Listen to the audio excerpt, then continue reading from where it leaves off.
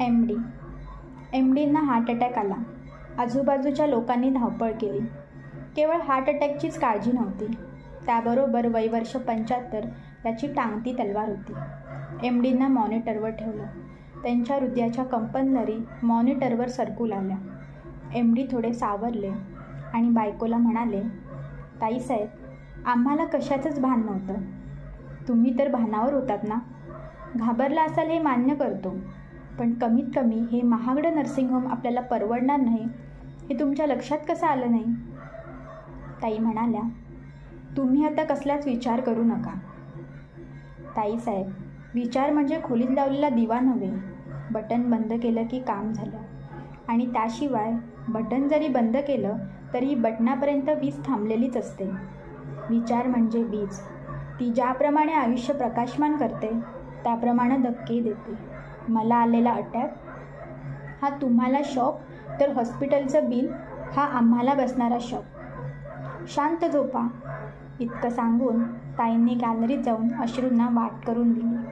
मध्ये एकच दिवस गेला. दुसऱ्या दिवशी संध्याकाळी एम.डींच्या उशाखाली एक लिफाफा होता. त्यात नगद 1,00,000 रुपये होते. आज एम.डी. आणि ताई दोघांच्याही डोळ्यात पाणी होतं. हा वर्षाव कुणाकडून झाला? एम.डींच्या चाहत्यांकडून. 1,00,000च्या कितीतरी पटीनं काही तासांच्या आत रकमा जमा होतात स्मगलर्सकडं किंवा राज्यकर्त्यांकडे. एम.डी. साधे शिक्षक, कोण्या एकेकाळी एका शाळेचे मुख्याध्यापक म्हटल्यावर 2 नंबरच्या पैशाचा प्रश्नच नाही. या क्षणी हातात कोणतीही सत्ता नाही. आपणहून उशीखाली पैसे जमा करून ठेवणाऱ्या माणसांनी परतफेडीचा विचारही केलेला नाही. यालाच अनंत हस्ते कमलावराने असं म्हणायचं का? मी एम.डींना भेटायला गेले.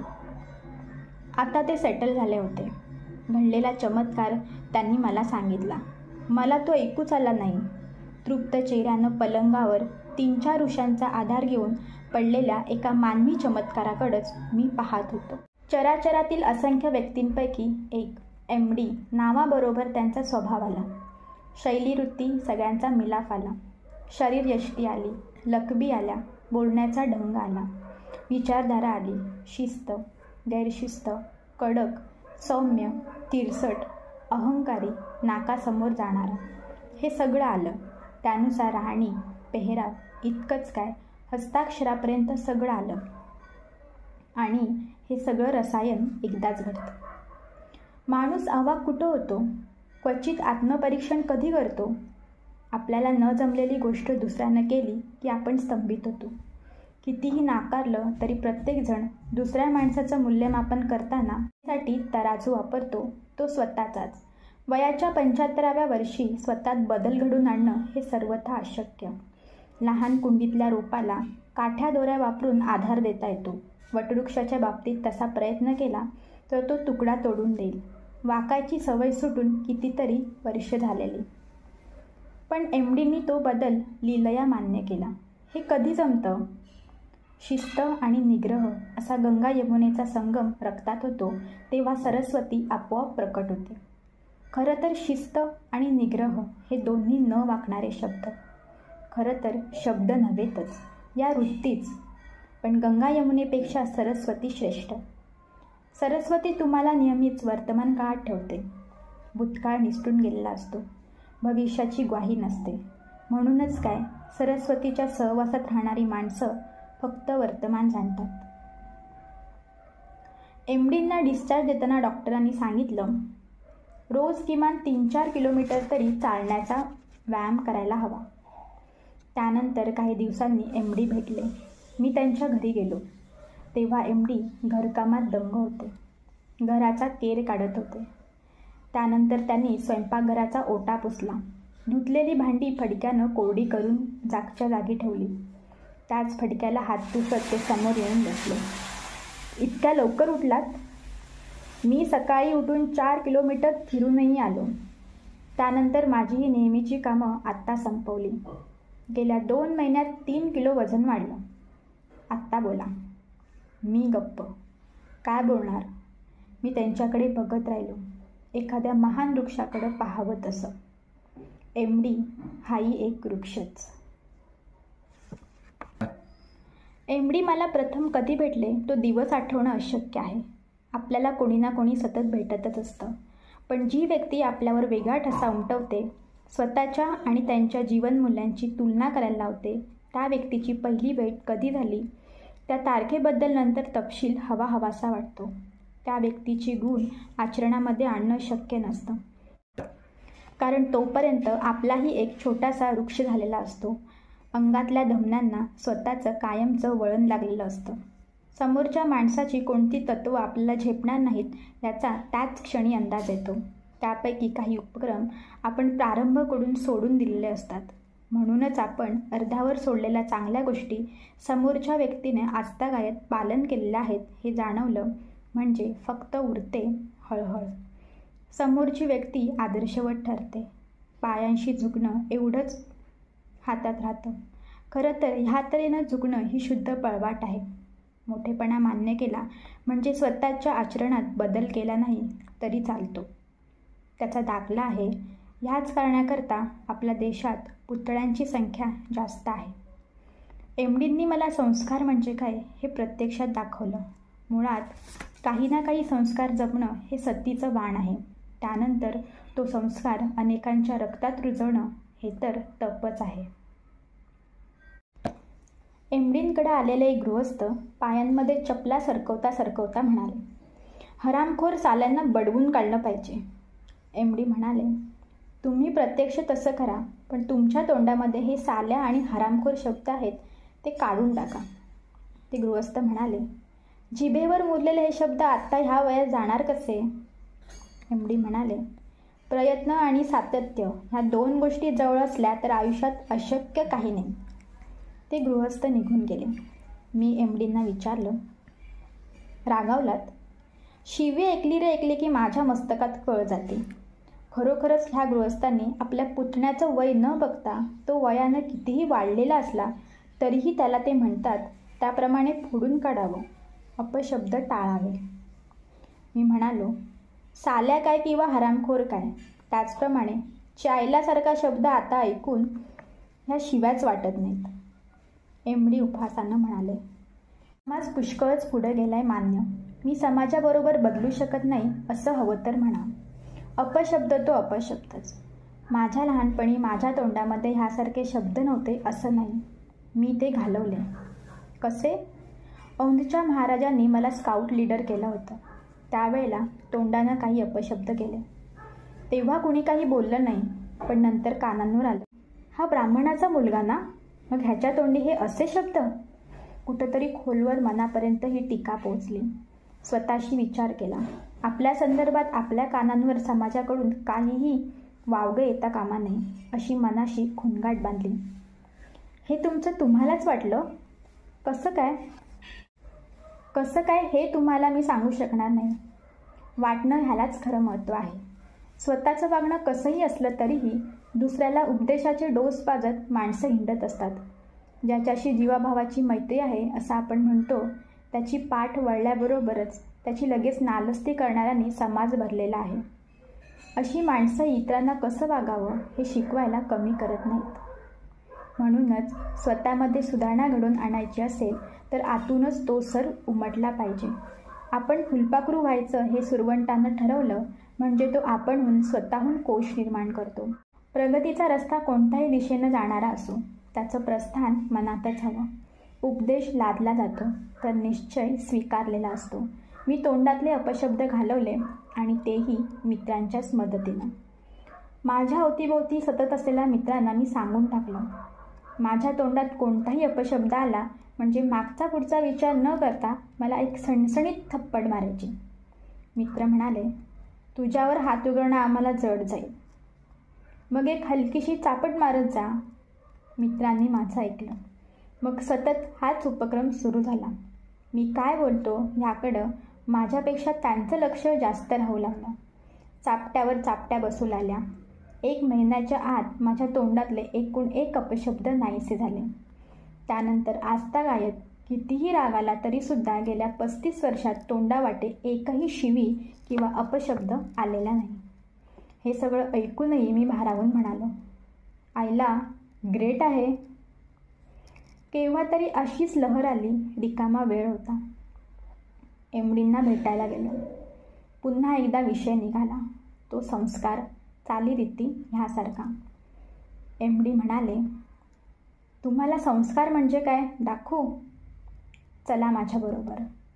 असं म्हणत ते उठले. आम्ही दोघं ऑफिसच्या बाहेर आलो. लांब कॉरिडॉरमधून चालत राहिलो. कॉरिडॉर संपत आला. 1-2 खोल्या उरल्या. त्यापैकी एका खोलीच्या दरवाजावर टॉयलेट अशी पाटी होती.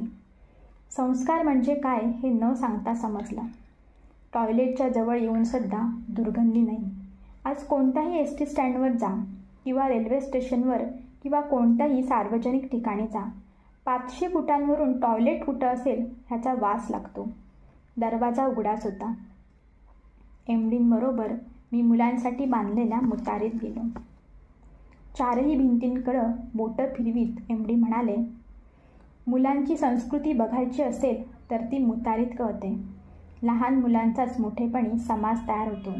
त्यामुळं कुठल्याही सार्वजनिक मुतारीत समाजाची बौद्धिक पातळी कळते. ह्या टॉयलेटमध्ये बीभत्स चित्र तर विसराच, 1 इंच लांबीची पेन्सिलची रेघ जरी दिसली तरी मी 50 रुपये द्यायला तयार आहे. आम्ही पुन्हा ऑफिसात आलो. तुमची शाळा या इमारतीत कधी आली? 1998 साली. इमारतीसाठी निधी जमा करण्याकरता ह्या विभागातील निवडक 200 पालकांची यादी तयार केली.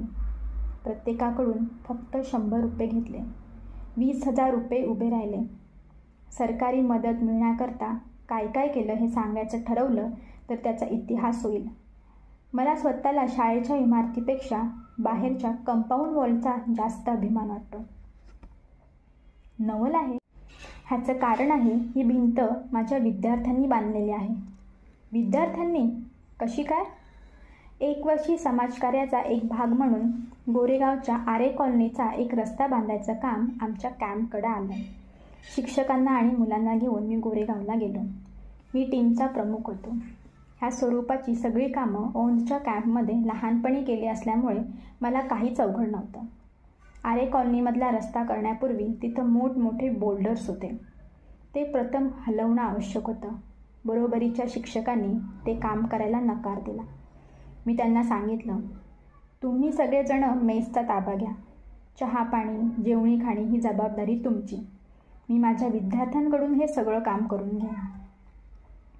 आमच्या मुलांना मारायचं आहे का? ती जबाबदारी माझी. तुम्ही चिंता करू नका. मी सगळ्या मुलांना एकत्र केलं. त्यांना म्हणालो, आपण सायन्सचा अभ्यास केलेला आहे.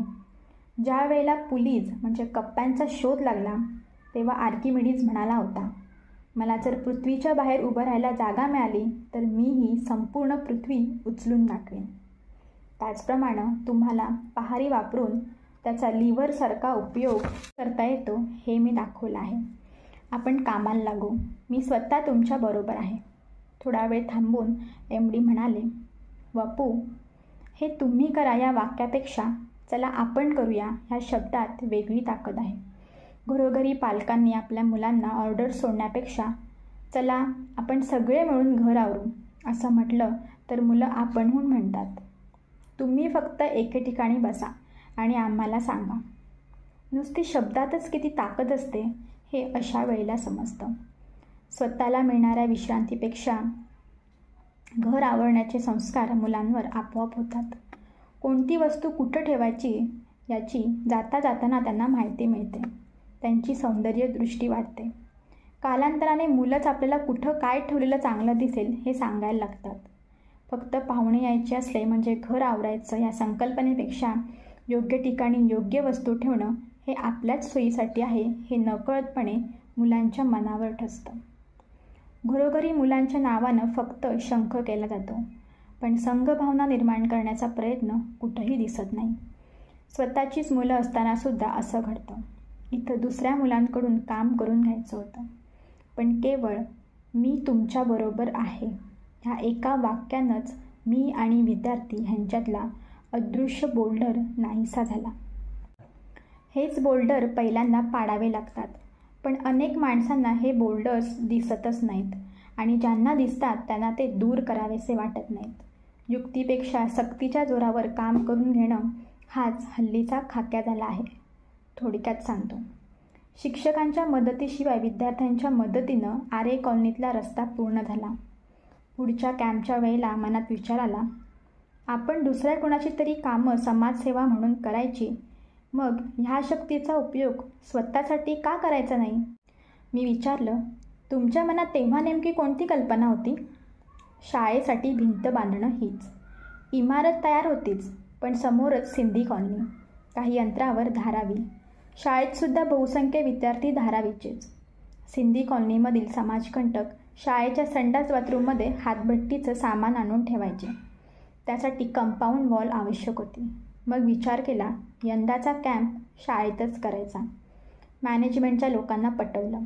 त्यांना सांगितलं, तुम्ही फक्त साधनसामग्री द्या, लेबरची जबाबदारी माझ्यावर सोपवा. त्यांनी मान्य केलं. मग गेलो रुईया कॉलेजला. तिथे माने यांना भेटलो. ते 3rd बॉम्बे बटालियनचे कॅप्टन होते. माझ्या नावाची चिठ्ठी आत पाठवली. त्यांनी आत बोलावून घेतलं.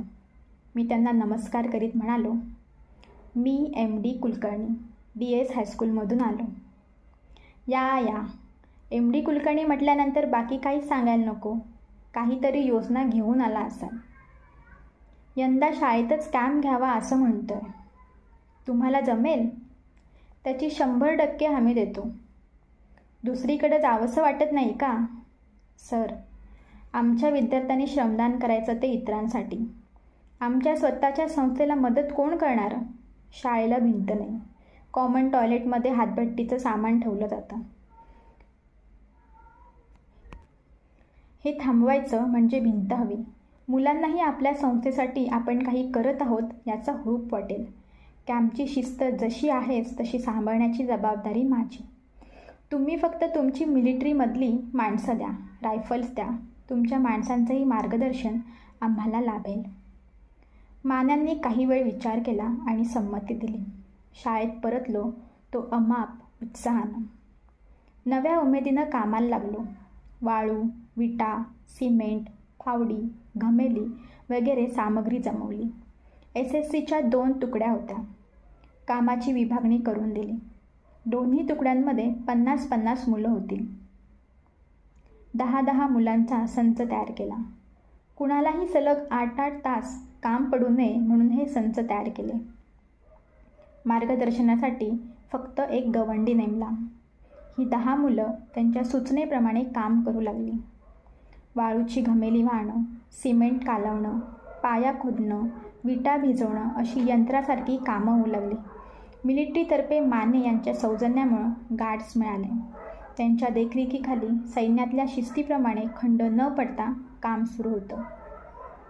10 जणांची एक तुकडी थकली म्हणजे ताज्या दमाची दुसरी 10 मुलं कामाला लागत. पहिली तुकडी विश्रांतीसाठी सावलीत बसे. स्वयंसेवकाची एक तुकडी काम करता करता कुणाला पाणी वगैरे लागले तर ते देण्यासाठी सज्ज ठेवी. कामात खंड पडू नये ह्या दृष्टिकोनातून मीच तयार केली होती. इमारतीच्या मागील बाजूला काही खडकाळ भाग होता. तो फोडण्यासाठी दुसऱ्या तुकडीची नियुक्ती केली. त्यांना हा चमत्कार वाटला. तो चमत्कार होताच आणि हा चमत्कार योजनाबद्ध आखणी, शिस्त, सातत्य आणि प्रेमळ वागणूक या आधारावरच झाला. औंध संस्थानच्या महाराजांच्या नजरेखाली मी जेवढी वर्ष काढली त्याचे हे संस्कार इथं उपयोगी पडले. ह्या कामात फक्त एका बाबतीत मला हात टेकावे लागले. खडक फोडण्याचं काम विद्यार्थ्यांकडून होणं अशक्य होतं. चिन्नी मागून चिन्नी तुटत गेली, पण खडकाला पाझर फुटला नाही. NCCचे कमांडर म्हणजे एरिया कमांडर कर्नल ब्रिटो होते. त्यांना आमंत्रण करायला गेलो. परत येईपर्यंत मला दुपारचे 2:30 वाजले. तोपर्यंत शिक्षकांनी आणि मुलांनी रस्त्यावरून एका वडाऱ्याला बोलावलं. त्याला काही पैसे देऊ केले. खडक फोडताना त्या वडाऱ्याची चिन्नीच नव्हे तर हातोडाही तुटला. मला अर्थातच झालेला व्यवहार पटला नाही. मी त्या सगळ्यांना समजावलं. पैसे देऊन काम करून घ्यायचं आणि श्रमदान केलं म्हणून सांगायचं हे योग्य तत्त्व नव्हे. आपण प्रामाणिकपणे कष्ट करत आलो. परमेश्वर आपल्याला नक्की मदत करेल. आणि आश्चर्य म्हणजे माझा हा आशावाद खोटा ठरला नाही. आमच्याही नकळत आमचा हा सगळा खटाटोप देशपांडे नावाचे गृहस्थ रोज पाहत होते. शिवडी इंजिनिअरिंग वर्क्सचे मालक. ते अचानक माझ्या ऑफिसमध्ये आले. शेक हँड करण्याकरता हात पुढे करत ते म्हणाले, अभिनंदन. कशाबद्दल? शाळेच्या भिंतीचं काम मी गेले 2 दिवस पाहत आहे. तुमच्या योजनाबद्धतेला आणि विद्यार्थ्यांच्या सहकार्याला माझा सलाम. मिस्टर देशपांडे, शाळेच्या मागे जो बोल्डर आहे तो असा सहजी फुटणारा नव्हे. तुम्ही त्याच्या का मागं आहात? माझी योजना अशी आहे की तो खडक फोडला तर मुलांसाठी खेळायला पटांगण होईल आणि त्या खडकातले दगड वापरून मला शाळेसाठी छोटं स्टेज बांधता येईल. तो खडक फोडण्यासाठी न्यूमॅटिक ड्रिल वापरावं लागेल. ते काम सोपं नाही. ते तुम्ही माझ्यावर सोपवा. तुमचे सगळ्यांचे कष्ट आणि निष्ठा पाहिल्यावर हे काम मी तुम्हाला विनामूल्य करून देणार आहे. दिलेला शब्द देशपांड्याने खरोखर पाळला आणि देव पाठीशी उभा राहतो हे माझे शब्द खरे ठरले. एमडींची सगळी हकीकत ऐकून मी सुन्न झालो होतो. इमारतीपेक्षा त्यांचं भिंतीवर प्रेम जास्त का होतं याचा उलगडा झाला. खरं तर त्यांना कुंपणाची ती भिंत दिसतच नसे. 10-10 मुलांच्या तुकड्या केलेल्या विद्यार्थ्यांचे चेहरेच सतत दिसत असत. एमडीसारखा माणूस माणसात नातेवाईकात निर्माण झालेल्या भिंती पाडणारा माणूस. मग इथंच भिंत उभी करण्याकरता त्यांनी जीवाची लावतोड का केली? तर समाजामध्ये दारूचं विष भिनवणाऱ्या कंटकांना तोडण्यासाठी.